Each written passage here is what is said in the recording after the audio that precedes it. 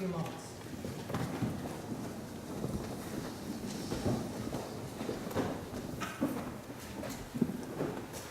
I make you two promises. The first one is you're going to learn more about the technique of how to read the Bible today than you've ever wanted to know. And secondly, what I'm going to telling you, you're not going to like. I'll make you the promise. If I do my job right, it'll make you a little uncomfortable. Okay? Claudia, you teach English, don't you?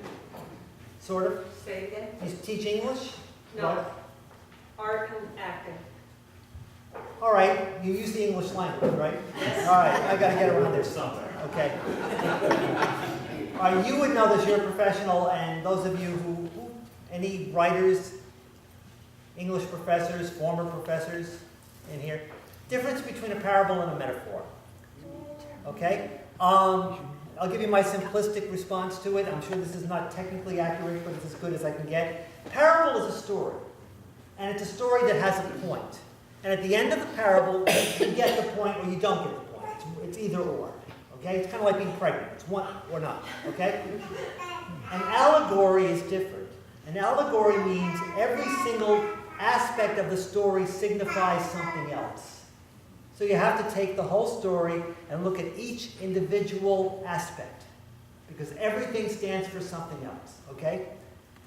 That being the case, this image of God's people being a vineyard, right? This is an allegory.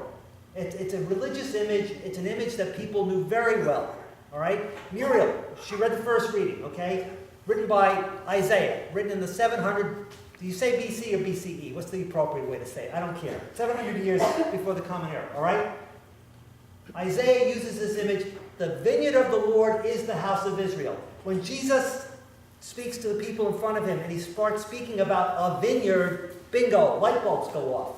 Oh, he's talking about us as God's people. So what do you have? First of all, he taps into an image that people were so familiar with. Vineyards are very common in Israel, Palestine to this very day. And what people used to do is that they get the land, they figure out the land to grow the right grapes. They would plant their grapes and set up the hedges for the grapes. And then what? They'd mark the territory of the land with big, thick, high hedges. Why?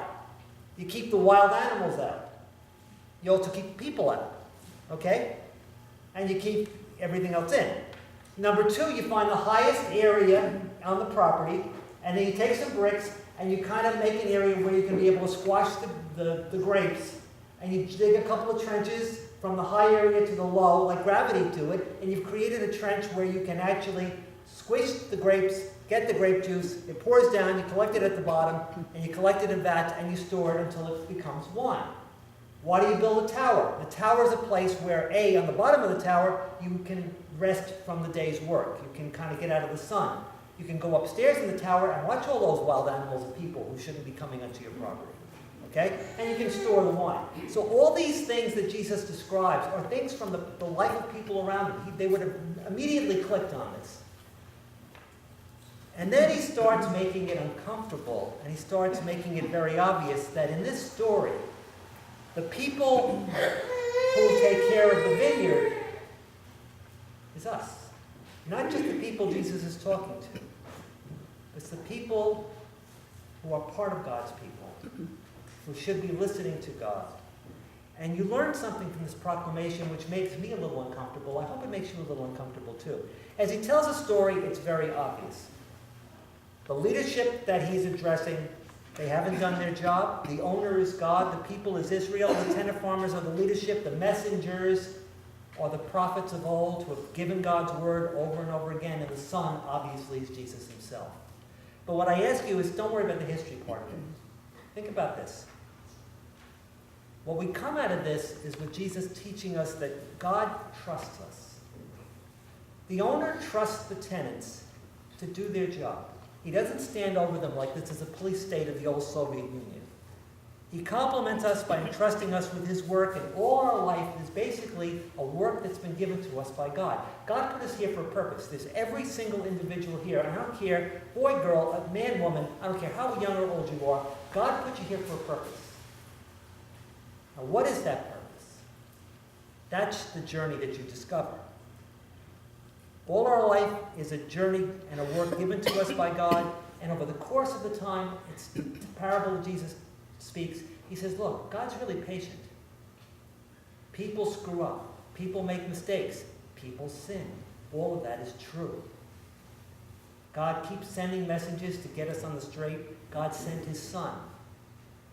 But eventually, someday, accountability sets in. Eventually, someday, we are answerable for what we did with our time in the vineyard. And that's the whole point of this. That's the bottom line of the parable.